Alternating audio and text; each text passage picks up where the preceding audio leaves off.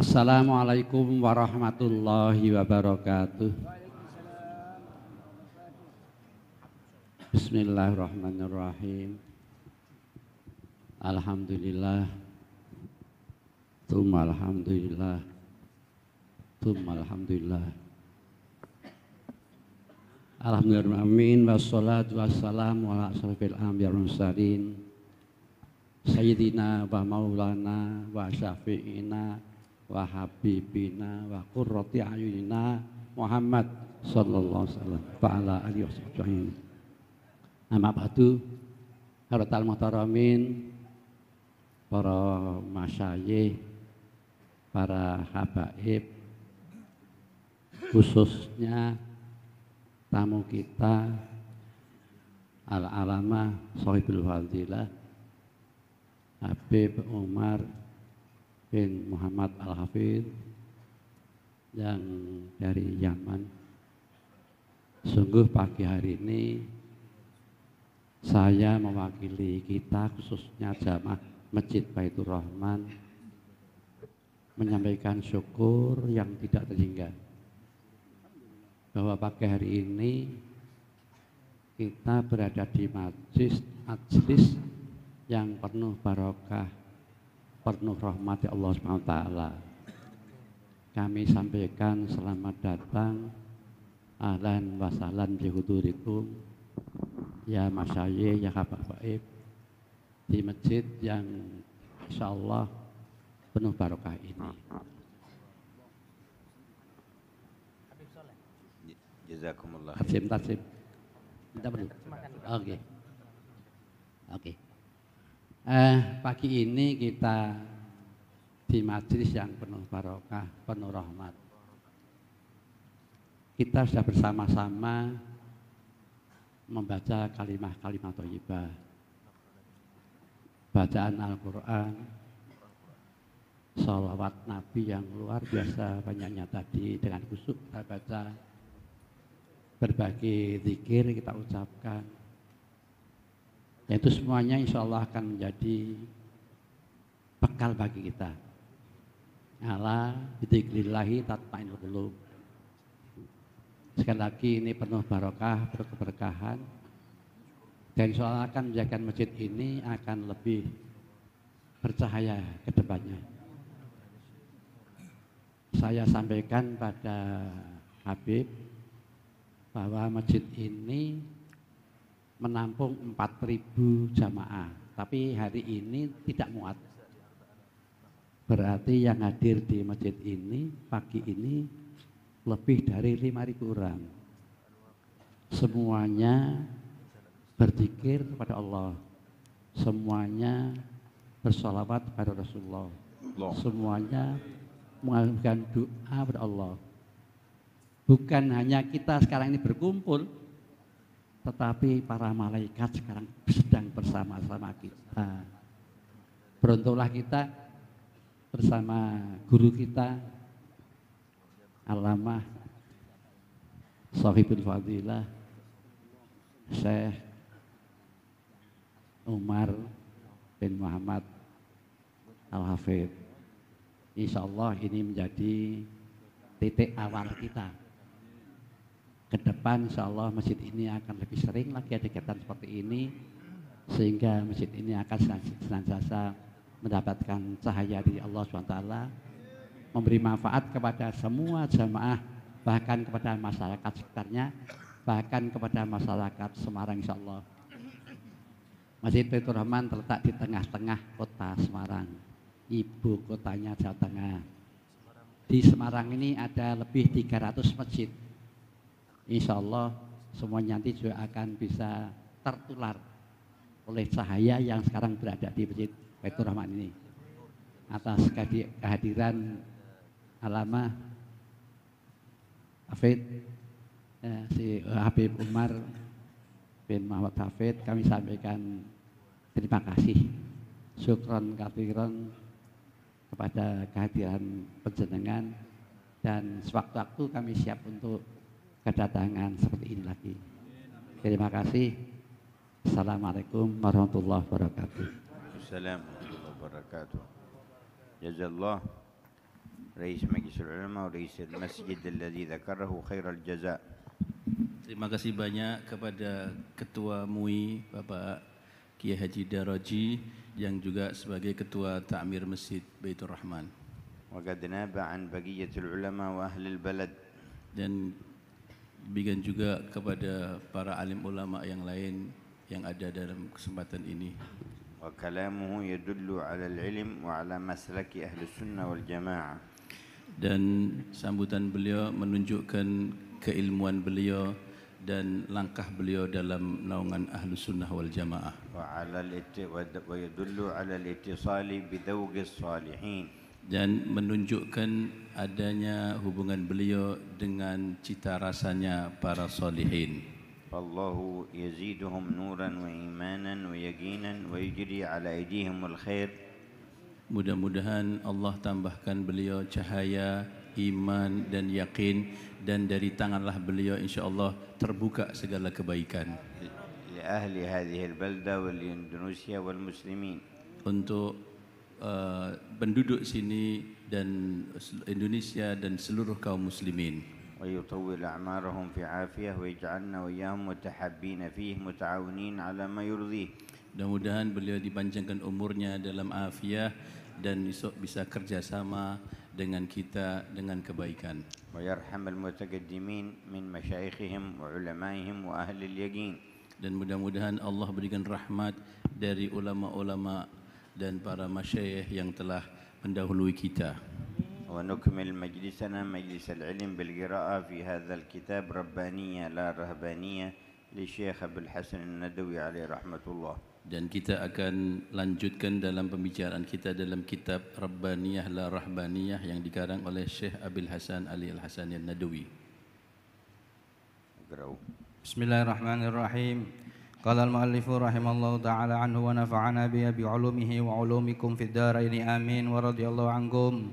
Ila an qala inna hadzal ikhlasa wal hubba yuhyi mawatal a'mal wa yanfakhur ruha fil juhudil islahiyah wal kifahil islami wa yamla'uhu quwwatan wa amalan wa nashatan wa izza fatarji'ur ruhaniyatu ilal ibadah wa yarji'un nuru ilal ilm wa tarji'ul quwwatu wal barakatu ilal ta'limi wat tadris wa yarji'ut ta'thiru ilal khitabah wal wa'adh wa yarji'ul qabulu wal quwwatu ilad da'wa wal islah wa yarji'ul athar al maslub wal jamalul mahjub ilal kitabati wat ta'lif wa ya'udu taufiqu wan najahu wa husnul aqibah ilal juhudis siyasiyah wat tanzimiyah wa ya'udul wi'amu wal insijamu ilal awasiri wal alaqat wa ta'udul wahdatul dha'i'ah wal i'tilaful mafqud ilal ahzabi wal jama'at wa ya'udul hubbu wal itharu ilal afradi wal mujtama'at wa bil jumlah faqad tajri al miyahu majariyaha wa tu'til qawsa bariha wa yazulu bariha wa yazulu kullu launin min ad-du'af wa kullu naw'in min al-fawda wa dhalika huwa ma'na al-hadits syarif ala inna fil jasadi mudghatan idza saluhat saluhal jasadu kulluhu wa idza fasadat fasadal jasadu kulluhu ala wa hiyal qalbu wa hakadal akhlaqu fala yutasawwaru hayatun muttazinah najihatun bighairiha wala tuflihu muhawalatun ijtima'iyyatun biduniha fakana yura anna min ahammi aghradi hadhihi al-adhkari wal ashghali allati tawarathaha al-qawmu min suhbati syuyukh wal riyadati wal mujahadat litaqwimil akhlaq wa izalatir radha'il wa bi'ibaratin asah tazkiyatun nafs fala takfi al-adhkaru wal ashghalu mutlaqan wa innama islahul akhlaqi wajibun yalzamu ala kulli salik tahdusu ila rajulin dhakirin tahaddasa ila rajulin dhakirin lam yatamalaq ghadabahu marratan wa aflata minhu zimam faqala adz-dzikru fahasbu la yakfi lil islah bal yajibu an na'niya bi islahil akhlaqi wa natawajjahu ilal masyayikhi bal yajibu an na'na bi islahil akhlaqi wa natawajjaha ilal masyayikhi liyurshiduna ila tariqatin islahiyah wa dhalika huwal maqsudu min bai'ati syuyukhi al ahya li'annahum yuslihuna al akhlaqa fakhud al ghadab فخذ الغضب مثلا فإنه داء خبيث ذمته الأحاديث وشنعته ولكنه لا يزول إلا بعد الرجوع إلى الشيخ والاتصال به. وتكلم يوما عن اللطائف الستة وآثارها وأنوارها فقال إن معنى جريان هذه اللطائف ليس أن يتحرك القلب أو يهتز أو يرى الرائي الأنوار والأدواء بل معناها أن تكشف علومها وأسرارها فمعنى لطيفة القلب أن يتعلق القلب بالله ولا يسوى عنه لأي لحظة ويخرج منه حب الدنيا وما فيها ومعنى لطيفة النفس أن تتخلص النفس من الرذائل والعادات القبيحة وتحل محلها العادات الحسنة والصفات المحمودة وينشأ فيها العجز والاستصغار ويدرك الإنسان أنه أحقر عباد الله وأصغرهم شأنا فإذا وجدت هذه الحالة علمنا أنه تقدم في هذه الطريق خطوة أو بدء خطوات وهكذا اللطائف الأخرى فلا يشترط فيها الأنوار ألا ترى أنه يحصل عليها غير المسلمين أيضا بمجاهدتهم ورياضاتهم. الحمد لله منور القلوب ومنقيها عن الشوب. Segala puji bagi Allah Subhanahu wa taala, zat yang memberi cahaya hati dan juga membersihkan daripada segala kotoran. Sallallahu wasallam wa baraka wa karram fi kulli lamhat wa nafasin ala habibihi al-mahbub sayyidina Muhammad. Salawat dan salam semoga dicurahkan kepada kekasih Allah yang tercinta yaitu Nabi besar Muhammad sallallahu alaihi wasallam. Wa ala alihi wa sahbihi wa man sara fi darbihi khairud durub. Dan teruntuk pula kepada keluarga beliau dan para sahabat beliau yang berjalan sebaik-baik langkah. Wa ala abaihi wa ikhwanihi min al-anbiya'i wal mursalin sadati kulli muqarrabin wa mahbub. Dan teruntuk pula kepada para anbiya dan para mursalin dari saudara Nabi SAW dan orang tuanya beliau dan merupakan penghulu dari orang-orang yang menunjukkan kebenaran. Dan juga kepada keluarga beliau dan sahabat beliau yang memiliki hubungan dengan para beliau.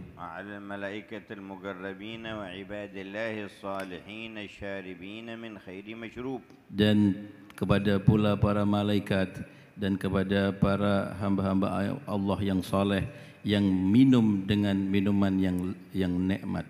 Wa alaina ma'ahum wa fihim bi rahmatika ya arhamar rahimin. Dan semoga kita juga termasuk di dalamnya dan masuk di dalam hubungan kepada mereka. Wa qad taqaddama dzikru asy-syaikh li syaikhihi alladhi rabbahu wa ittasala bi wasitatihi bi tariqil ihsan maslak at-tasawuf. Beliau pengarang kitab ini telah menyebutkan apa hubungan beliau terhadap guru beliau yang telah mendidik beliau dengan kebaikan sehingga beliau berjalan dalam tasawuf. Syekh Abdul Qadir Ar-Raiburi, yaitu Syekh Abdul Qadir Ad-Daiburi. Wa annahu ashara an-nasa wa jalasa mukhtalafa ahli al-ittijahati fil hayati wal waqi'. Yang mana guru ini hidup di tengah-tengah masyarakat yang istimewa dibandingkan dengan guru-guru yang lain. Wara'al khatara fi inhirafil qulubi an khudu'iha lirabbi wa adabiha ma'ah. Dan beliau melihat hilangnya dalam diri manusia dan menyelewengnya diri manusia di dalam tunduk dan patuh kepada Allah. Wa ma tarattaba 'ala dhalika min su'il akhlaqi wat tabaghud wal kadhib wal khida'. Akhirnya tengah-tengah masyarakat terjadi kepada keburukan akhlak dan kedustaan dan berbagai macam hal-hal yang buruk dalam budi pekerti. Wa aygana anna sabab al-fasadi wal bala'i wasyaqa'i adamul ikhlas wa su'il akhlaq. Dan adanya permusuhan dan adanya keburukan yang di tengah-tengah daripada masyarakat itu karena hilangnya daripada keikhlasan dan hilangnya daripada kebaikan. dan keburukan daripada akhlak. وأيقن أن أكبر مهمة وأعظم واجب يحتاجه أهل الزمان هو إحياء الإخلاص والأخلاق. Maka yang sangat dibutuhkan pada zaman itu untuk bisa menghidupkan kembali keikhlasan di tengah-tengah masyarakat. وأيقن أن أكبر وأهم وسيلة لتحصيل ذلك الظفر بالمحبة وكثرة الذكر وصحبة الصالحين. Dan untuk bisa menghidupkan hal yang tersebut itu dengan memperbanyak zikir dan juga suhbah kepada orang-orang salihin. يقول الشيخ إن الإخلاص والمحبة تحيي ما مات من الأعمال. Dan dikatakan bahwa ikhlas dan mahabbah akan menghidupkan dari berbagai macam hal-hal yang tadinya mati dari amal. فمن ضعف إخلاصه ومحبته صارت جميع أعماله وإن كانت صالحة وحسنة صورة بلا معنى ومظهر بلا جوهر وحقيقة. Kalau setiap amal yang tidak didasari dengan ikhlas, maka adalah hanya merupakan gambar yang tanpa ada makna dan merupakan lambang-lambang yang tidak berarti. وبواسطة هذا الإخلاص والمحبة ترجع الروحانية إلى العبادات. Dan dengan akhlak dan juga dengan ikhlas dan mahabbah, maka akan kembali ruh daripada ibadah. ويرتبط العلم بالنور. Dan akhirnya bersambunglah ilmu dengan cahaya. ويقوم حقائق التعليم والتدريس على وجهها الصحيح. Dan dengan demikian akan tegaklah ta'lim dan pengajaran sesuai dengan apa yang diharapkan. مختلطة بالنور والبركة. Karena bercampur antara nur dan barakah. وترجع التأثيرات الصحيحة للخطابة والوعظ وتلج القلوب وتؤثر فيها. Dan akhirnya ceramah-ceramah dan nasihat-nasihat akan mengesan dalam hati karena dikeluarkan dari hati. ويرجع الجمال الذي فقد إلى ما يكتب ويؤلف.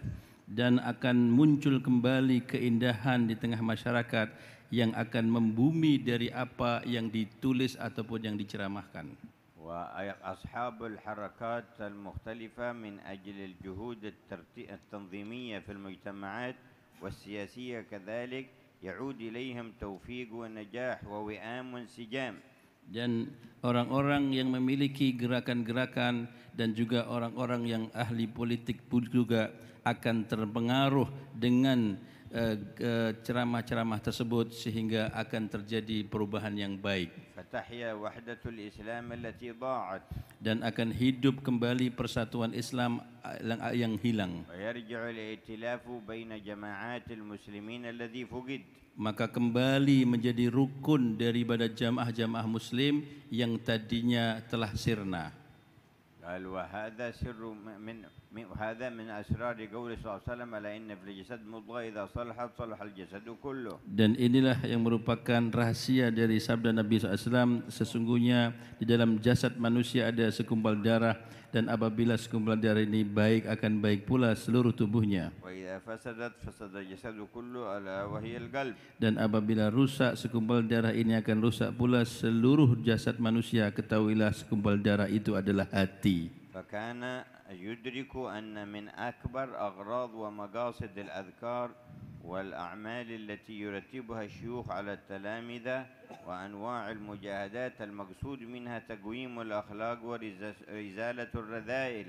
Dan apa yang telah ditertibkan para guru-guru, para masyayikh di dalam mendidik para murid-muridnya dengan berbagai macam zikir dan amalan, tujuannya adalah untuk menghilangkan dalam hati manusia dari sifat-sifat yang buruk. أي الوصول إلى تزكية النفس. Yaitu masuk sampai kepada kesucian jiwa. ويوم من الأيام وجد واحدا ممن له تعلق بالأذكار فيكثر الذكرى ولكن خطب فنازله غضب شديد وغضب وفقد اتزانه ومسك زمامه فخاطبه بهذا الخطاب. Maka Syekh ini beliau ketemu dengan seseorang yang ahli zikir, yang zikirnya banyak sekali, tetapi ketika terjadi satu kejadian orang ini marah dengan marah yang melampaui batas, maka Syekh memenasihati dengan nasihat yang seperti ini. قال له الذكر وحده لا يكفي لإصلاح الإنسان. Maka beliau mengatakan zikir, hanya sekedar zikir tidak cukup untuk memperbaiki diri manusia. بل يجب أن يعتني بإصلاح أخلاق نفسه ويتوجه إلى المشايخ المربين. Maka wajib untuk memperbaiki akhlaknya dan harus duduk tumpu belajar kepada masyayikh yang bisa memberi tarbiyah. ليدلوه على الطريقة التي ينتزع منها الصفات الذميمة ويتحلى بالأخلاق الكريمة، وهذا المقصود بتربية الشيوخ. Dan dengan duduk dengan para masyayikh, maka masyayikh itu nanti akan menunjukkan kepada hal-hal yang baik dan untuk membersihkan daripada diri. Itulah maksud tujuan duduk kita dengan guru. يقول الغضب داء خبيث ذمته أحاديث النبي وشنعت عليه. Sifat emosional itu adalah satu perbuatan yang buruk dan dicela oleh Nabi Muhammad SAW dalam hadisnya. وكل من يعتريه الغضب في غير محله فهم عامة الناس ما يزول عنهم هذا الغضب ويرجع إلى محله الصحيح إلا بجلوسهم عند المشايخ المربين المزكين الذين يبعثون في قلوبهم نور الصدق مع الله فيتمالكون ولا يصرفون الغضب إلا حيث شرع الله. Orang yang memiliki sifat emosional dan yang kebanyakan terjadi di tengah masyarakat tidaklah mungkin bisa dihilangkan atau dikendalikan kecuali orang itu duduk dan belajar dengan seorang guru murabbi ruh dia, sehingga dia nanti akan menguasai emosionalnya, dia akan bisa emosi sesuai dengan apa yang ditunjukkan di dalam syariat. لأن الله تعالى خلق الغضب في الإنسان لحكمة. Karena Allah menciptakan emosi ini oleh Allah Ta'ala ada hikmahnya. بواسطته تقوم الغيرة على دين الله. Dengan sifat marah bisa memiliki rasa kecemburuan terhadap agamanya Allah.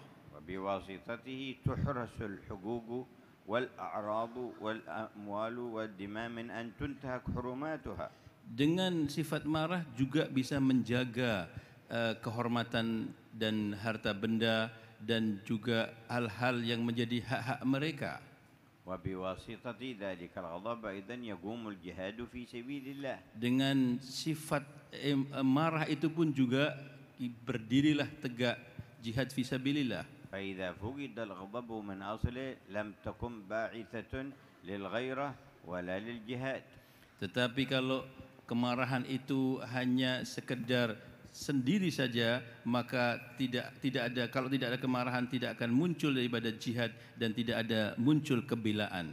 لكن النفس تتخذ هذا الغضب لا لأجل الغيرة على حرمات الله ولا لأجل الجهاد في سبيل الله. Tetapi kemarahan itu karena dilampaui batas oleh hawa nafsu, sehingga marahnya bukan karena Allah dan bukan karena cemburu terhadap agamanya Allah Subhanahu wa taala. وإنما تستعمله لأجل ملذاتها وحراسة شهواتها. Akhirnya kemarahan hanya digunakan untuk membela nafsunya, membela hal-hal yang sifatnya kelezatan dirinya sendiri. وذلك الأمر المذموم الذي ذمته الشريعة. Dan hal yang seperti itu adalah perkara yang dicela di dalam syariat. وقد جاء في وصف نبينا صلى الله عليه وسلم أنه لا يغضب لنفسه ولكن يغضب لله. Dan dilihat bahwa sifatnya Nabi Muhammad SAW tidak pernah marah untuk membela diri, tetapi beliau kalau marah karena Allah. وإنما يتوصل إلى ذلك بواسطة التربية والتزكية. Dan akan bisa kita seperti itu apabila kita ditarbiyah dengan baik. قال سيدنا الإمام عبد الرحمن السقاف بل قال سيدنا الإمام محمد مولد محمد بن حسن جمل الليل قال جالست محمد بن عمر أبا مريم 40 سنة فما رأيته غضب قط. Al-Habib Muhammad bin Hasan Jamalul Lail Beliau mengatakan, aku duduk dengan guruku Al-Habib Muhammad Ibn Maryam. Aku duduk 40 tahun tidak pernah melihat beliau marah. لأن نفسه مهذبة. Karena roh beliau roh yang terdidik. 40 سنة ما غضب. 40 tahun tidak pernah marah. أي لم يغضب لنفسه قط. Tidak pernah marah untuk membela dirinya sama sekali. وبعض الناس ما يمكن 40 يوم لا يغضب. Ada orang 40 hari sudah tidak tahan untuk tidak marah. بعضهم 40 ساعة. Bahkan sebagian orang 40 jam harus marah. بعضهم ما تجالسه 40 دقيقة إلا ويغضب. Ada sebagian orang 4 menit kalau duduk sama dia langsung muncul kemarahannya. لأن نفسه غير مهذبة. Karena nafsunya tidak terdidik. وهكذا كان ذلك الشيخ محمد بن عمر بن مريم محفظا للقرآن وحفظ من أهل بلده 800 نفر. Beliau Al-Habib Muhammad bin Umar Abu Muryam, beliau adalah guru untuk tahfidzul Quran dan sudah keluar dari tangan beliau 800 orang hafizul Quran. وبعد حفظ القرآن يقرئهم ربع العبادات من كتاب التنبيه في فقه الإمام الشافعي. Dan setelah hafal Quran diajarkan beliau rubu' ibadat dari kitab Tanbih dalam mazhab al-Imam Syafi'i. فيخرجون من عنده حفاظ فقهاء في الدين. Maka keluar dari pesantren beliau orang yang hafid Quran tetapi juga faqih dan faham tentang agama. أن بعض الذين يحفظون القرآن ولا يتفقهون لا يعرف حتى شروط الوضوء ولا فروض الصلاة فيكون ناقص في دينه. Banyak orang yang hafid Al-Quran tapi tidak belajar fikih, akhirnya dia tidak tahu syurut-syurutnya wudu dan tidak pula tahu juga syarat-syaratnya salat, maka ini hal yang sangat kurang. ثم عند وفاة هذا الإمام محمد بن عمر بن مريم عليه رحمة الله تعالى أشرق نور ومن وجهه غطى نور السراج الذي في المنزل. Maka ketika beliau wafat tertampak dalam wajahnya bercahaya sampai cahaya lampu yang ada di rumahnya kalah dengan cahaya yang keluar dari wajahnya. وسمعوا صوتا ما يرون له شخصا يقرأ هذه الآية. Dan di rumahnya ada suara yang tidak tahu siapa yang berbicara dengan sebuah bacaan ayat Al-Quran. يبشرهم ربهم برحمة منه ورضوان وجنات لهم فيها نعيم مقيم. Yang mengatakan diberi kabar dari Tuhan mereka dan surga dan kenikmatan yang kekal abadi.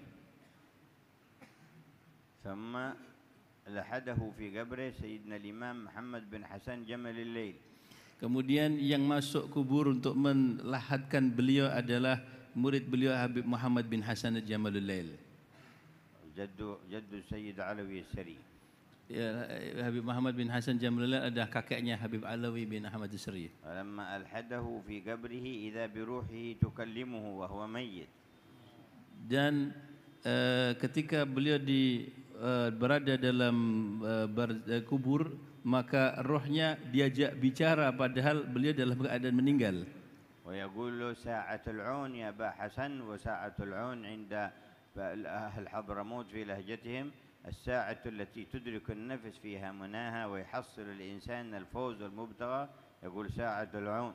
فقال له ساعة العون يا أبا حسن يعني أنني ظفرت وحصلت الخير. Maka ketika disebutkan ini adalah kondisi yang telah sangat baguslah kamu berada di dalam kuburanmu sekarang ini, maka beliau juga menjawab, ya betul, aku dalam keadaan bagus dan nikmat di dalam kuburan aku sekarang ini. وذكر المؤلف من كلام شيخه ما يتعلق بلطائف القلب والنفس والروح والعقل. Dan Syekh berbicara tentang lataif di dalam diri manusia yang berhubungan dengan roh, berhubungan dengan hati, yang berhubungan dengan jiwa. وليس المراد بها مجرد أن يتحرك القلب أو يهتز ويشاهد أنوارا وأضواء. Bukan hanya sekedar tujuannya itu adalah getaran dalam hati dan juga gerakan dalam hati ataupun melihat sesuatu daripada cahaya melalui hatinya. فإن مجرد الاهتزاز وظهور بعض الأنوار يحصل حتى لغير المسلمين بحكم الروح من الذين لهم مجاهدة ورياضة. Kalau hanya sekedar getaran hati atau terbukanya beberapa cahaya, itu pun juga dimiliki oleh orang-orang non-Islam karena mereka juga suka dalam bermujahadah. فيقول المقصود من لطيفة القلب أن يتعلق القلب بالله ولا يسهو عنه. Tetapi yang dimaksud di dalam latifah ini adalah bagaimana hati ini ada hubungan kepada Allah Subhanahu wa taala dan tidak pernah lupa kepada Allah. ويخرج منه حب الدنيا ويمتلئ بحب الله ورسوله. Dan akhirnya keluar dalam dirinya itu cinta kepada dunia dan memenuhi menguasai hatinya cinta kepada Allah dan Rasulnya. وكذلك المراد من لطيفة النفس أن تتخلى عن الرذائل والعادات القبيحة. Dan maksud daripada lataif dalam hati manusia ini adalah hilangnya dari sifat-sifat yang buruk pada dirinya tersebut dan juga memiliki sifat-sifat yang baik. وتقوى الصفات الحسنة المحمودة. Dan akan menguatkan sifat-sifat yang baik dan sifat-sifat yang mahmudah. حتى يستشعر أنه أحقر عباد الله وأصغرهم شانا. Sehingga muncul dalam dirinya perasaan bahwa dia adalah orang yang paling hina dari hamba-hamba Allah dan orang-orang yang paling rendah di sisi Allah. Wallahu 'indal munkasira qulubuhum min ajlihi. Dan Allah itu bersama kepada seorang hamba yang dirinya merasa lemah dan rendah di hadapan Allah. Barakallahu lakum. Qala al-musannifu rahimallahu wa nafa'ana bih. شر نجاح الدعاة والمجاهدين الأولين إنه كان ينظر قبل كل شيء إلى حياة الصحابة رضي الله عنهم وجهودهم العظيمة الخالدة التي انتشر بها الإسلام في نصف المعمورة من نصف قرن تقريبا وهبت ريح الإيمان في كل مكان فقد درس حياتهم وسيرتهم دراسة تعمق ووعي وكانت مجالسه دائما تفوح بذكرهم وعاطر أحاديثهم وكان له اطلاع واسع على حركة المجاهد الكبير السيد أحمد الشهيد المتوفى عام 1546 هجرية وتاريخ رجاله وكان له بها شغف عجيب وكان يقول إنه يبدو لدارس أحوالهم أنهم كانوا نموذجا للصحابة نموذج الصحابة عليهم رضوان الله في هذا العصر المتأخر نفس الحب والتفاني ونفس الحنين إلى الشهادة والرغبة عن الدنيا والإقبال على الآخرة والتضحية والإيثار والفداء والوفاء حيرة المسلمين ربانيا على القلوب والنفوس ثم إنه شهد بأم عين نتائج تلك الدعوة التي حمل لواءها الشيخ عبد الرحمن خان وهو من مريد الشيخ عبد الرحيم بوري رحمة الله عليه وأصحابه ورأى كيف يلين له الحديد ويقرب إليه البعيد وكيف كان الفاسقون والغافلون يسبحون متقين أبرارا ذاكرين خاشعين لله بين يوم وليلة فعلم أن السر في كل ذلك هو الحب والإخلاص والعاطفة حرارة القلب وكان بذكر أمثال هؤلاء الشيوخ يذكر أمثال هؤلاء الشيوخ وأصحاب القلوب الذين كانت كلماتهم تنفذ إلى قرارة النفوس كما ينفذ البرق في الأسلاك وكانت صحبتهم ومعاشرتهم تحول التراب تبرا والحمى والحصى جوهرا ذكر مرة شيخا عارفا من شيوخ بنجاب الشيخ غلام الرسول فقال كان رجلا عاشقا له أشعار رائعة في حب النبي صلى الله عليه وآله وصحبه وسلم وكان لصحبته تأثير عجيب فلا يجالس أحد إلا ويسبح من القائمين في الليل فضلا عن الصلوات المكتوبة وتتم هذه الحالة غير فتور وانقطاع لا يسمع له المشركون إلا ويتوبون ويسلمون كان يتطهر مرة في ضاحية القرية وهو واقف وبيده حجارة إذ مرت به بعض نساء الأهنادك من القرية وهن يذهبن إلى الغابة قذف بالحجارة على الأرض وقال إن لله فلما سمعنا ذلك وقال إلا الله فلما سمعنا ذلك طفقنا يرددن هذه الكلمة لا إله إلا الله لا إله إلا الله وما زلنا يرددنا حتى وصلنا إلى القرية وأسلمنا وكان هناك شخص يلقي القمامة من بيته في المسجد فشكوه إلى الشيخ فقال أرني إياه إذا ألقاها مرة ثانية إذا ألقاها مرة ثانية فلما كان الوقت أروه ذلك فقال له إلى متى تظل تلقي هذه القمامة يا رجل فكفر من داره حالا وتاب على يده وأسلم وما حضر وعده أحد من المشركين ولو مرة واحدة إلا وأسلم ولذلك منعته الحكومة الإنجليزية من الوعظ والإرشاد رحمة الله كان يذكر أن شيخه دائما يتمثل الصحابة ويتذكر حياتهم والتربية التي رباهم بها النبي محمد صلى الله عليه وسلم والآثار التي ظهرت عليهم.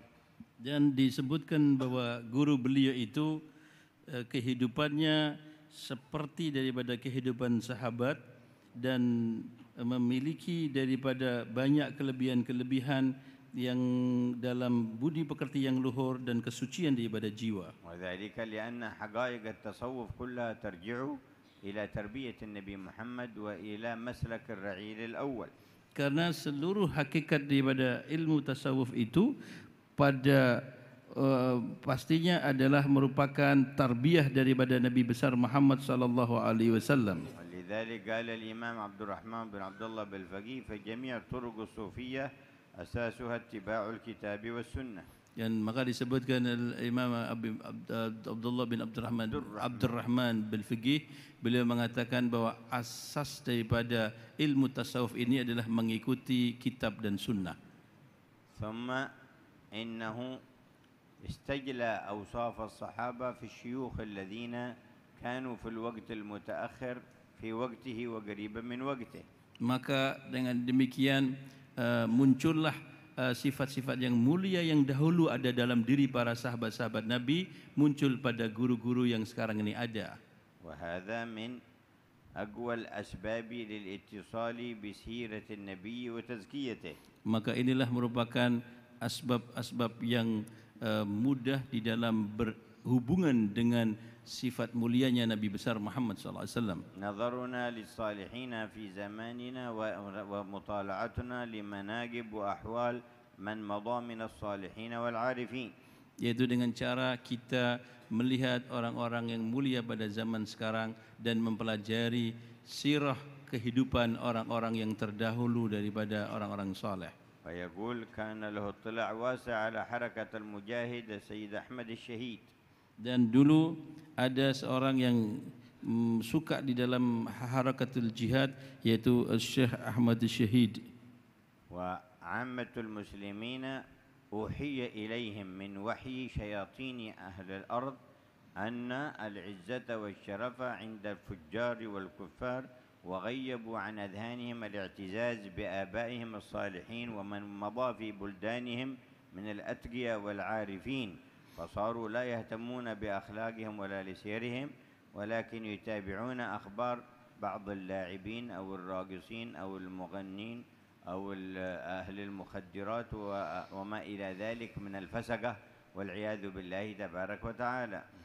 Dan kebanyakan muslimin mereka tidak mengagungkan dan membesarkan guru-guru yang mulia atau orang-orang salihin, tetapi terpengaruh di dalam pemikiran orang-orang yang kafir dan pikiran orang-orang yang bejat, sehingga muncul dalam diri muslimin mengagungkan orang-orang yang rendah di sisi Allah dan mengagungkan pemain bola, para biduan-biduan atau bintang-bintang, ataupun bahkan mereka mengagungkan orang-orang yang peminum minuman keras, yang kena narkoba, karena dia tidak memahami apa yang mestinya diagungkan dalam hatinya. فكان خديعة من الشيطان أخرج بها من القلوب تعظيم الحق تعالى وشعائره وأهل قربه. Dan inilah merupakan tipu daya dari syaitan dalam diri manusia, menghilangkan keagungan Allah Subhanahu wa taala dalam hati orang tersebut. وإلا ما من بلد من بلاد المسلمين دخله الإسلام من قرون إلا وفيه كثير من الأصفياء والأتقياء والعلماء. Dan tidaklah satu negeri yang di mana telah masuk Islam kecuali dalam negeri itu telah banyak para ulama-ulama dan para orang-orang yang soleh yang ada dalam negeri tersebut. وقد خص الله إندونيسيا بكثير من أولئك من الأولياء 9 ومئات وألوف بعضهم. Dan di Indonesia ini memiliki keistimewaan bahwa di sini banyak wali songo, dan setelah wali songo muncul wali-wali yang lain yang jumlahnya ratusan bahkan ribuan. لكن تجد الأكثر من أبناء تلك البلدان الإسلامية لا يتعلقون بسير من مضى في بلدانهم من هؤلاء الأخيار ولا يعظمونهم بقلوبهم. Tetapi setelah itu muncul orang-orang yang tidak ada rasa pengagungan dari orang-orang yang soleh yang ada di negerinya, tetapi dia justru meninggalkannya dan melupakannya. وترى قلوبهم فيها امتلاء بتعظيم لاعبين أو راقصين أو سياسيين أو أهل صناعة. Tetapi terpengaruh hati masyarakat mengagungkan ke orang-orang artis, mengagungkan pejabat atau mengagungkan politikus dan mengagungkan yang lain-lainnya yang tidak mengagungkan Allah. كل ذلك من التأثر بوحي الشياطين المضاد لوحي الله تعالى. Karena itu semuanya disebabkan karena pengaruh dari wahyunya syaitan dan lupa dan bertentangan dengan wahyunya Allah. قال تعالى وكذلك جعلنا لكل نبي عدوا شياطين الإنس والجن يوحي بعضهم إلى بعض زخرف القول غرورا. Disebutkan dalam ayat yang maknanya demikianlah kami coba kepada para nabi, mereka dimusuhi oleh syaitan, yang mana syaitan itu memberikan wahyu kepada teman-temannya di antara mereka. وإلا فقد أمرنا أن نكون مع الصادقين. Dan Allah memerintahkan kepada kita untuk selalu bersama orang-orang yang shadiqin. قال يا أيها الذين آمنوا اتقوا الله وكونوا مع الصادقين. Dan Allah berfirman, wahai orang-orang yang beriman, bertakwalah kamu kepada Allah dan bersamalah orang-orang yang shadiqin. وأمرنا أن نتبع سبيلهم. Dan kita diperintahkan untuk mengikuti jalan kehidupan beliau. فقال واتبع سبيل من أناب إلي. Allah berfirman, dan hendaknya kau mengikuti jalannya orang-orang yang memiliki sifat inabah kepada kami. وقال أولئك الذين هدى الله فبهداهم مقتده. Allah berfirman, itulah orang-orang yang telah mendapat petunjuk kepada Allah, dan dengan petunjuk itulah hendaknya kalian mengikutinya. وحذر ونهى من متابعة الفساق والأشرار. Dan Allah peringatkan untuk kita tidak mengikuti sifat-sifat orang-orang yang fasik dan orang-orang jahat. وقال ولا تتبع أهواء الذين لا يعلمون. Allah berfirman, janganlah kamu mengikuti hawa nafsunya orang-orang yang tidak tahu. وقال ولا تطع من أغفلنا قلبه عن ذكرنا واتبع هواه. Dan janganlah kamu bergaul dengan orang-orang yang lupa dalam hatinya kepada Allah dan mengikuti hawa nafsunya. وقال وإن تطع أكثر من في الأرض يضلوك عن سبيل الله. Dan Allah berfirman, apabila kamu mengikuti kebanyakan yang ada di bumi ini, maka kamu akan terhilang dari jalannya Allah. فالأمة محتاجة إلى أن تتعلق قلوبها بالمقربين والصالحين وتذكر سيرهم وأخبارهم. Dan umat ini sangat butuh untuk mengetahui berita-berita orang-orang salihin, berita-berita orang-orang yang dekat kepada Allah Subhanahu wa taala, dan selalu mengikuti perjalanan kehidupan mereka. ثم يذكر المؤلف أن شيخه شاهد بعينيه رجلا من أهل الإخلاص والصدق. Dan disebutkan juga di kitab ini bahwa gurunya dulu pernah melihat orang-orang dari satu orang dari ahli ikhlas dan orang-orang yang mulia. Syekh Abdul Rahman Khan alaihi rahmatullah. Yang namanya adalah Syekh Abdul Rahman Khan rahimahullah. قال فعلم أن السر في التأثير وهداية الفساق والغافلين على يده راجع إلى حقيقة المحبة والإخلاص والعاطفة وحماسة وحرارة القلب. Dan akhirnya disimpulkan bahwa munculnya pengaruh yang besar di dalam mengajak kepada masyarakat dilihat dari keikhlasan dari guru tersebut dan kebaikan yang suci dalam hatinya dan sifat-sifatnya yang mulia akhirnya mempengaruhi orang-orang yang ada di sekitarnya.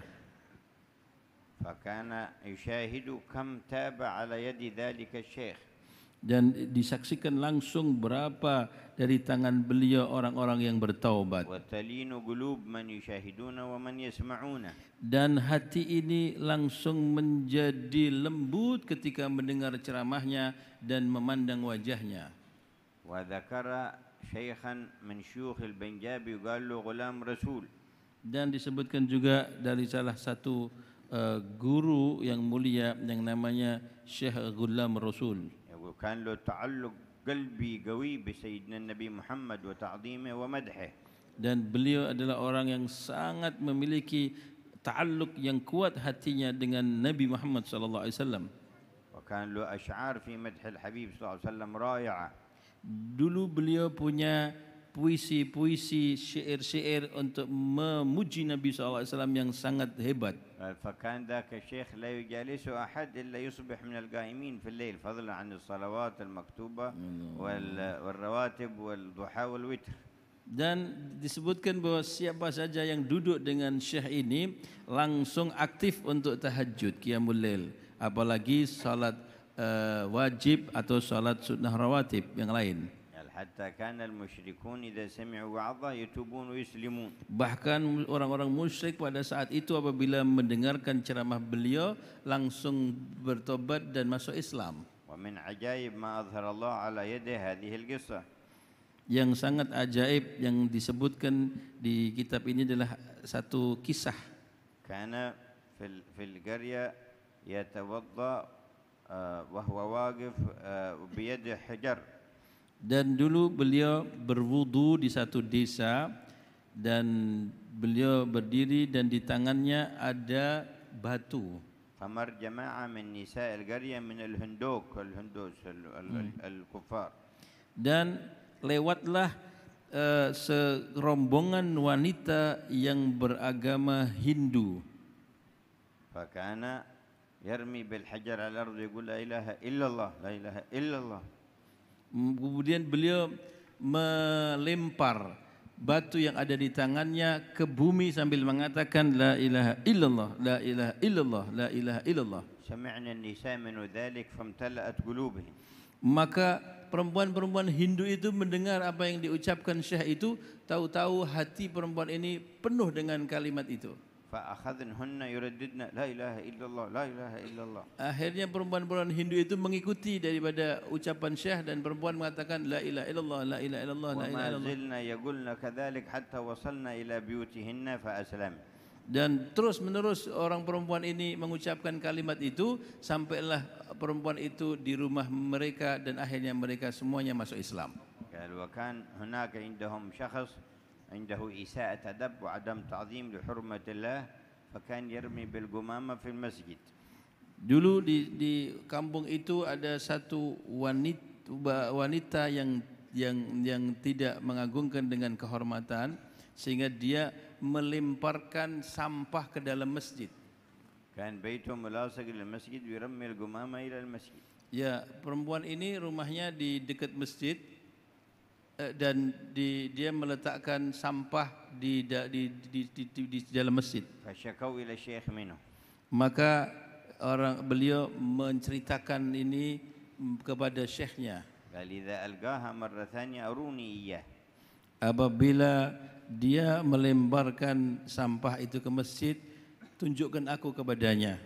يقولوا الآن ألقى في مرة من المرات يقولوا تعالى الآن ألقى القمامة في المسجد. Maka dia mengatakan kepada orang ini, coba kau sekarang letakkan, buanglah sampahmu ke masjid. فجاء الشيخ ويناجي الرجل. Maka datanglah Syekh, beliau ini meneriaki laki-laki itu. إلى متى تظل تلقي القمامة يا رجل؟ Sampai kapan wahai laki-laki kamu akan membuang sampah ke masjid? ما سمع هذه الكلمات إلا قفز واهتز من بيته وخرج إلى عند الشيخ وتاب على يده. Dan begitu orang ini mendengar suara Syekh itu, tahu-tahu tergetar hatinya dan dia turun dari rumah tingkatnya dan bertobat di tangannya Syekh. وكان الحكم والسلطة تلك الأيام في الهند للإنجليز. Saat itu bahwa kekuasaan di India pada saat itu di bawah kekuasaan Inggris. فلما رأوه بهذه الصورة منعوه من الوعظ والإرشاد لأنه إذا وعظ أسلم الكفار. Saat itu akhirnya Inggris melarang beliau untuk ceramah di mana-mana saja karena kalau beliau ceramah banyak orang-orang masuk Islam. Bismillahirrahmanirrahim. Qala radhiyallahu ankum wa an nabihim في الدارين آمين. وهكذا قص عدة مرات قصة الشيخ محمد فاروقي من شيوخ بنجاب وحكى عجائب حبه وولعه وهيامه وتأثير صحبته. فقال كان الشيخ من كبار المحبين والعاشقين وكان له صوت شجي عذب. زار قرية ورأى الناس اجتمعوا تحت شجرة خارج بيوتهم ليصغون إلى هرنجها للشاعر والشاه. فقال لمرافقه هيا نزور هؤلاء. ثم قال لهم اسمعوا لي بإنشاد هذه المنظومة. فملك القلوب بإنشاده الحلو الشذي فطربوا له. ثم أخذ يتلو القرآن ثم بدأ بالوعظ حتى بايعته القرية كلها. وكان يقول أحيانا أتمنى أن يكون لي لواء وأركب بعيرا وأتلو القرآن وأعظ الناس حتى يقذفونني بالحجارة. وهكذا ذكر الشيخ مرة عالما شابا آخر هو الشيخ أحمد الدين. فقال كان لا يمر بقرية إلا ويتساقط عليه أهلها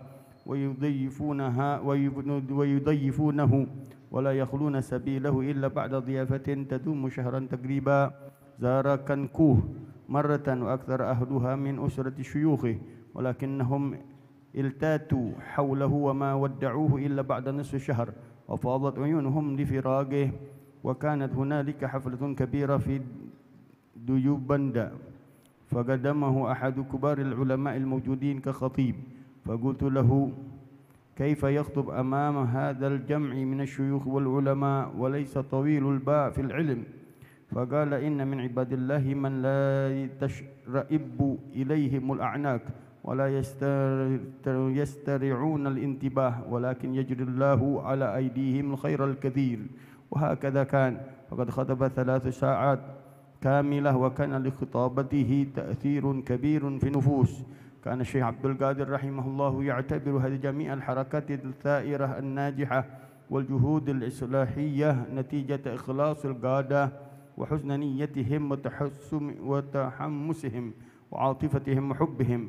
وكان يعتبر جماعة التبليغ ونتائجها المدهشة وآثارها البارزة الباهرة في حفل الدعوة والإصلاح نتيجة إخلاص مؤسسها وداعيها الأول الشيخ محمد الياس رحمه الله وربانيته وإشراق روحه وقلبه وعاطفته المتجدة التي كانت لا تهدأ لساعة ولا تفارق للحظة واحدة حتى لا يجر له قرار ولا ينعم له بال فكأنه يتقلب على حس كالسعدان أو يتلوى على الجمرة. وكان الشيخ معترفا بإخلاصه وقبوله عند الله كل الاعتراف. وهكذا ذكر قصصا لتأثير كثير من الصادقين المخلصين في من حواليهم من دون مظاهر كلمات رنانة.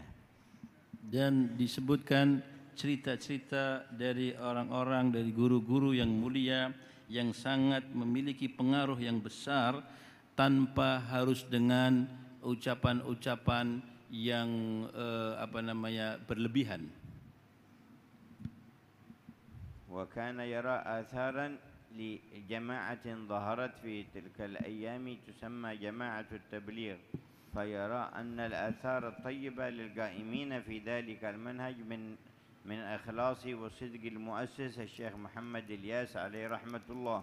Dan beliau melihat begitu besar dari gerakan-gerakan dakwah yang di saat itu, yang karena yaitu yang dinamai nama Jamaah Tabligh, memengaruhi pengaruh yang besar karena keikhlasan daripada perjuangannya dan diasaskan oleh orang yang mulia yaitu Syekh Muhammad Ilyas. وكذلك من قام في الدعوة إلى الله وله شيوخ من الصادقين المخلصين أهل القرب من الله تعالى تعظم أثره.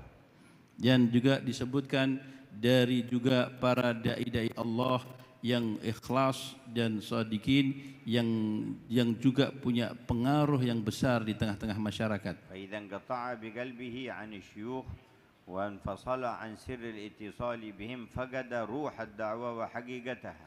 Maka apabila dalam berdakwah itu tidak ada hubungan dengan guru syekh yang memiliki kesucian jiwa, maka akan hilanglah ruh di dalam dakwah itu sendiri dan tidak terkesan.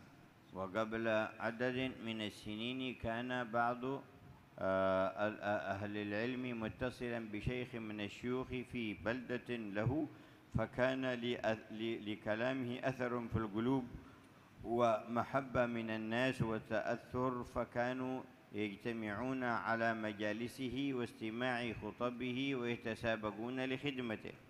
Dulu disebutkan beberapa tahun yang lalu, tampak ada seseorang yang begitu memiliki pengaruh kepada di tengah-tengah masyarakat sehingga dalam dakwahnya banyak sekali orang-orang yang ingin dekat kepadanya karena merasa mendapatkan kesan yang dalam setiap kali apa yang beliau bicarakan. ثم دخل عليه النفس والشيطان ورأى نفسه أنه صاحب مكانة وصاحب قدر في المجتمع، فانقطع بباطنه عن الشيخ وأعرض عن شيخه وأساء الأدب معه.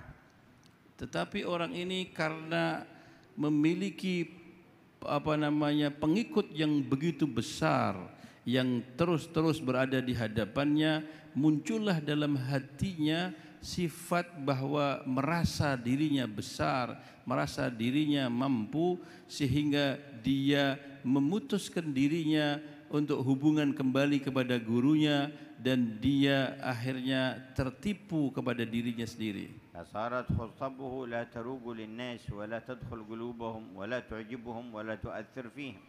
Akhirnya ceramahnya pun hilang kesannya, hilang rohnya, sehingga tidak menggetarkan dari hati-hati manusia yang mendengarkannya. وهو نفس الشخص ونفس الكلام ولكن ذهب روح الوعظ وروح الوصل بالله تعالى. Padahal orangnya sama, ceramahnya juga sama, bahan-bahan yang disampaikan sama, tetapi dulu dia nyambung dengan gurunya, rohnya hebat, tapi sekarang dia telah hilang roh daripada kesan dakwahnya itu. وبعد محبة الناس له وتسابقهم على خدمته صار يقف في الشارع فلا يرضى أصحاب السيارات أن يوقفوا له ويعرضون عنه.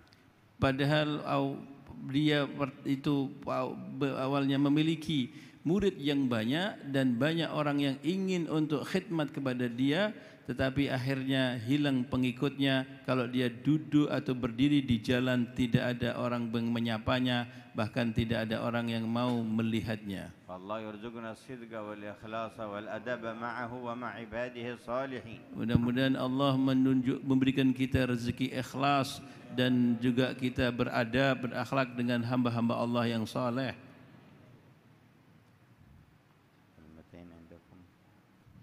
كلمتين قبل ما يروحون الأعمال، يروحون عملهم كم دقيقتين 3 دقائق. بسم الله الرحمن الرحيم. الحمد لله رب العالمين والصلاة والسلام على سيدنا محمد وعلى آله وصحبه أجمعين. الحمد لله ما سمعنا في هذا المجلس من المواعظ الطيبة والكلام الطيب وما يصلح به تصلح به حياة الإنسان وما يصلح به آخرته. Segala puji bagi Allah Subhanahu wa taala yang telah mendengarkan kita nasihat-nasihat dan kalimat-kalimat yang indah yang bisa mempengaruhi hati kita sehingga menjadi manusia-manusia yang baik. والمواعظ كثيرة ولكن على الإنسان أن يأخذ منها شيئا فشيئا ما تصلح قلبه وتهيئ له الطريق إلى سلوك سبل الصالحين. Nasihat-nasihat banyak, tetapi kita harus mencari dari nasihat-nasihat tersebut yang mempunyai ikatan kepada para salihin. ومن الخصال التي ذكرت في هذا المجلس وأفاض فيها الحبيب عمر هي مسألة أن الإنسان كيف يملك زمام نفسه من أن تنجر وراء شهواتها ووراء رغباتها الخاصة فيسلك سبيل الغضب في كل حياته. Dari apa yang tadi kita dengarkan daripada nasihat-nasihat yang dibacakan oleh Habib Umar, hendaknya kita memiliki kedisiplinan jiwa sehingga kita bisa menahan daripada emosi-emosi dan amarah-amarahnya. وهذا ما يفسد عليه نفسه ويفسد علاقاته مع الآخرين. Dan merusak daripada hubungannya kepada orang lain. ولهذا لما جاء الصحابي رضي الله عنه إلى رسول الله صلى الله عليه وسلم وسأله عن شيء ينفعه وقال له أوصني. Seorang sahabat meminta nasihat kepada Rasulullah sallallahu alaihi wasallam dan dia mengatakan, ya Rasulullah, berikan aku wasiat. فلم يزد على أن قال له لا تغضب. Tidak lebih Nabi hanya mengatakan janganlah engkau marah. ثم كأنه أراد أن يوصيه بأشياء أخرى فقال له أوصني. Dan dia masih minta seolah-olah ada nasihat yang lain. Kemudian dia minta lagi dengan Rasulullah, ya Rasulullah, wasiatkan aku lagi. فقال له لا تغضب. Tetap Rasulullah mengatakan jangan engkau marah. ثم ثلث مرة ثالثة وقال له أوصني يا رسول الله. Ketiga kali dia minta lagi kepada Rasulullah, ya Rasulullah, berikan aku wasiat. فقال له لا تغضب. Dan ketiga kalinya Rasulullah mengatakan jangan engkau marah. فزيادة هذه التوصية 3 مرات بلا تغضب يدل على أهمية هذه الوصية من رسول الله صلى الله عليه وسلم. Dan pentingnya wasiat sampai diulang 3 kali ini menandakan bahwa sangat pentingnya kita untuk menahan emosi dan amarah. فهي وصية رسول الله لصحابته ولنا جميعا. Itu wasiat Rasulullah kepada sahabatnya dan untuk kita semuanya. فأسأل الله أن يلهمنا رشدنا وأن يجعلنا ممن يستمعون القول فيتبعون أحسنه. Mudah-mudahan Allah memberikan ilham kepada kita kebaikan dan Allah menjadikan kita orang-orang yang mendengarkan kebaikan dan فنخرج من هذا المجلس بهذه الفوائد العظيمة ونجعلها في قلوبنا ونطبقها في حياتنا أينما كنا وحيثما كنا. Dan kita bisa mengamalkan apa yang kita dengarkan dimanapun kita berada, di tempat manapun kita berada. وصلى الله على سيدنا محمد وآله وصحبه وسلم. الحمد لله رب العالمين. يملأنا بالإيمان واليقين ويجعلنا في الهدى المهتدين ويصلحنا ما صلح بشؤون الصالحين وصلح شأنه ويبارك في هذا المسجد وأهله والقائمين عليه وجميع مساجد سماران يبث فيها النور ويقيم فيها حقائق السجود والركوع والخضوع ورسالة المسجد وأسرار المسجد وأن ينظمنا في سلك الركع السجود المفيم بالعهود ويصلحون ما صحبه وصحبه يرحم موتانا وأحيانا برحمته الواسعة يرفعنا مراتب قرب الرافع ويختم لنا بالحسنى وهو راض عنا وإلى حضرة النبي محمد صلى الله عليه وسلم. الفاتحة.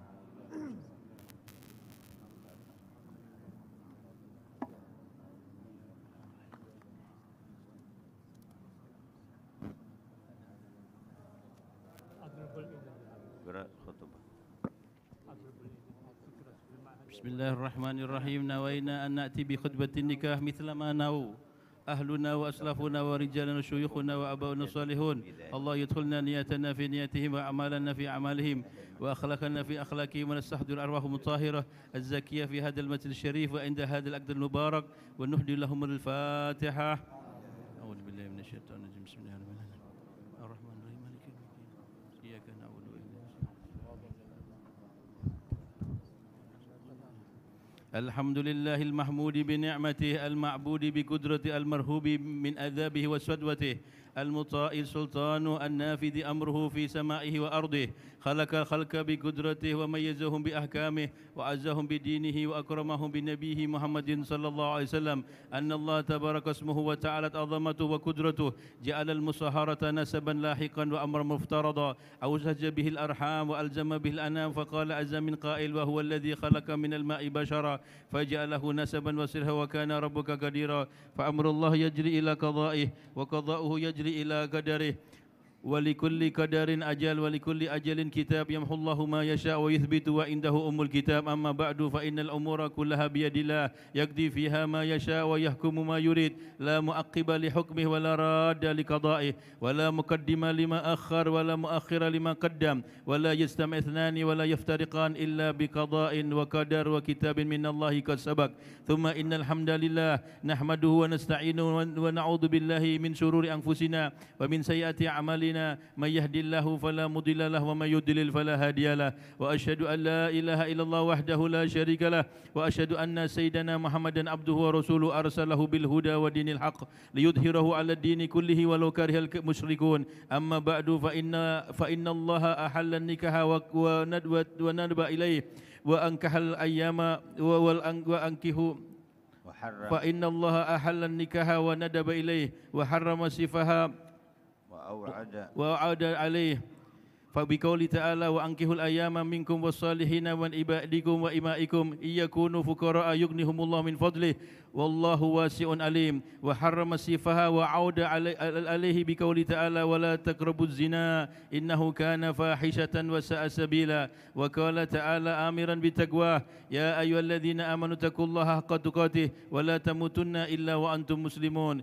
وقال جل جلاله يا أيها الناس اتقوا ربكم الذي خلقكم من نفس واحدة وخلق منها زوجها وبث منهما رجالا كثيرا ونساء واتقوا الله الذي تساءلون به والأرحام إن الله كان عليكم رقيبا وقال جل شأنه يا أيها الذين آمنوا اتقوا الله وقولوا قولا سديدا يصلح لكم أعمالكم ويغفر لكم ذنوبكم ومن يطع الله ورسوله فقد فاز فوزا عظيما وقال النبي صلى الله عليه وسلم تزودوا تنكحوا تكثروا فإني مباهن بكم الأمم يوم القيامة وقال رسول الله صلى الله عليه وسلم أما والله إني لأخشاكم لله وأتقاكم له لكني أصلي وأصوم وأفطر وأرقد وأتزوج النساء فمن رغب عن سنتي فليس مني النكاح سنة الأنبياء وشعار الأولياء قولوا جميعا بسم الله والحمد لله والصلاة والسلام على رسول الله سيدنا محمد بن عبد الله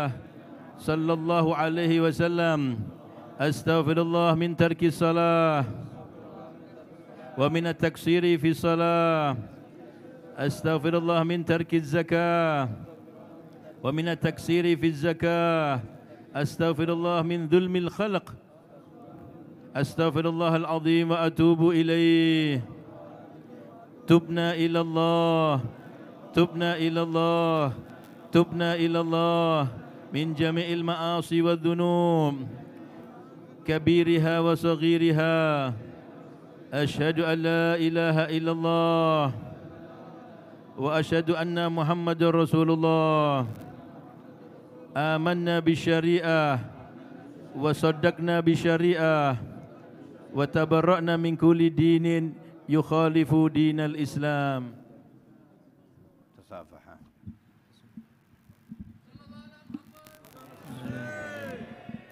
معا نقول بسم الله بسم الله الرحمن الرحيم الحمد لله الحمد لله والصلاة والصلاة والسلام على سيدنا رسول الله محمد بن عبد الله صلى الله عليه وعلى آله وصحبه ومن والاه يا محمد عرفان زدني يا محمد عرفان زدني بن محمد أزوجك على ما أمر الله به من إمساك بمعروف أو تسريح بإحسان زوجتك zawwajuka binti Muhammad Sya'ban Alfiyatur Rahmaniyah bimahar 500,000 rupiah 500,000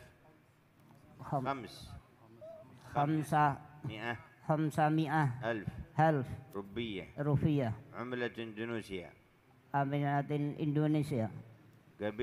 قبلت تزويجها بالمهر المذكور قل له باللغة الإندونيسية قل يا فلان Ya Muhammad Irfan Zidni bin Muhammad saya nikahkan kamu dengan putri saya Alfiyatur Rahmaniyah dengan mahar 500.000 rupiah uang Indonesia. Saya terima nikahnya dan kawinnya Alfiyatur Rahman dengan mahar yang saya sebutkan. Ya Muhammad Irfan Zidni bin Muhammad ankahtuka binti Alfiyatur Rahmaniyah al-madhkurah bil mahr al-madhkur qabiltu nikahaha bil mahr al-madhkur ya Muhammad Irfan Zidni bin Muhammad zawwajtuka wa ankahtuka binti Alfiyatur Rahmaniyah al-madhkurah bil mahr al-madhkur qabiltu tazwijaha wa nikahaha bil mahr al-madhkur. Allah يبارك لهم ويبارك عليهم ويجمع بينهما في خير وعافية ويسعدهما ويسعد جدهما ويؤلف بينهما ويكون بهم أسرة صالحة ويسير بهم مسار الصالحين ويؤلف ذات بينهم ويسعدهم بأكمل السعادة ويصلحهم الغيب والشهادة في خير ولطف وعافية وإلى حضرة النبي محمد صلى الله عليه وسلم. الفاتحة.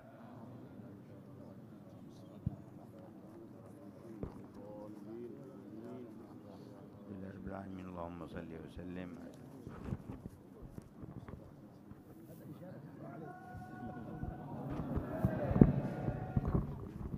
Diharap tidak ada yang maju,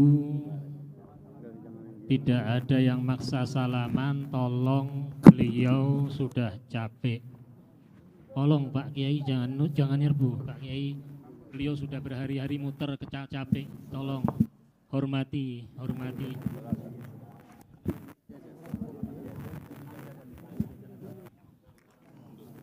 Yang di sana juga jangan dorong. Sallallahu ala Muhammad. Sallallahu ala Muhammad. Sallallahu ala Muhammad. Adhkurus shalah ala Nabi.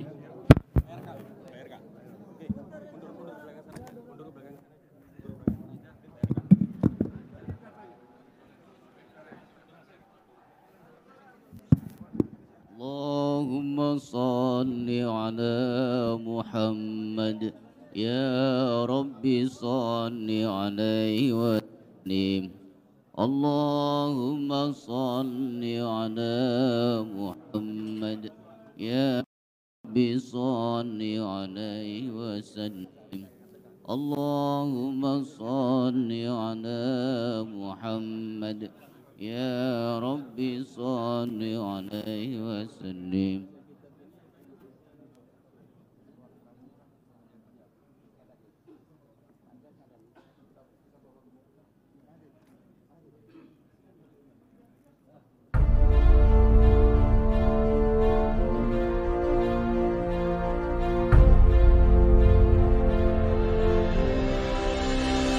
خصت الأمة بخصائص. في أول ليلة ينظر الرحمن إلى الأمة ومن نظر إليه لم يعذبه أبدا. ألا يالله بنظرة من العين الرحيمة تداوي كل ما بنا من أمراض سقيم. ثم يؤمر بأبواب الجنة أن تفتح كلها فلا يغلق منها باب شهر كله. Hari Rabu beliau terbang menuju Semarang. Ada multaqal ulama tanggal 25 September. Malam 26 Rabu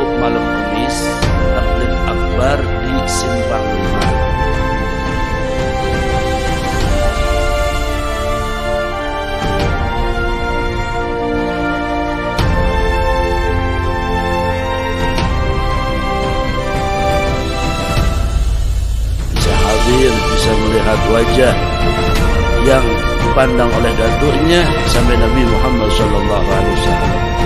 Syekhul Murabbi, seorang guru besar, Al-Hafidh Al-Musnid, seorang ulama besar yang menjadi gambaran sosok akhlak Nabi Muhammad sallallahu alaihi wasallam.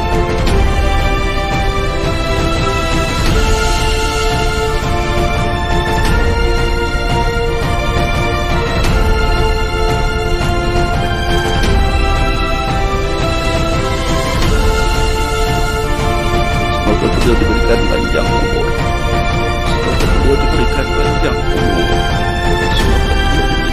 Ya Allah, dan semoga kita bisa ta'alluq dengan guru mulia Sayyidina Nabi Umar bin Muhammad bin Salim bin Habib.